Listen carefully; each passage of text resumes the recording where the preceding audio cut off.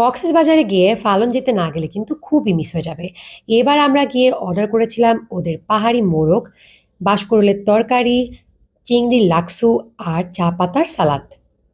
খাবার অর্ডার করার কিছুক্ষণের মধ্যে সব খাবারগুলো চলে আসলো। এই চা পাতার সালাদটার প্রাইস ছিল ১৫০ টাকা। পাহাড়ি মোরগের পার বাটি প্রাইস ছিল ৩০০ টাকা করে, আমরা দুবাটি নিয়েছিলাম।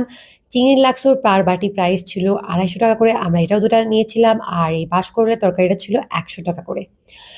ভাত ৫০ টাকা পার বাটি ছিল। আর এই যে প্রথমেই খেয়েছি এই যে বাঁশকুড়ুল আর শুটকির এই তরকারিটা খুবই টেস্টি ছিল। এরপরে আমার সবচেয়ে বেশি ভালো লেগেছে এই চিংড়ির লাক্সুটা, কাঁচামরিচ টিপে খেতে খুবই টেস্টি লাগছিল। আর এরপরে আমি খেয়েছিলাম পাহাড়ি মোরগ। পাহাড়ি মোরগটা বেশ টেস্টি ছিল। চামড়া ছিল, চামড়া দেওয়া মুরগি খেতে এমনি আমার অনেক ভালো লাগে। আলুটাও বেশ মজা লাগছিল।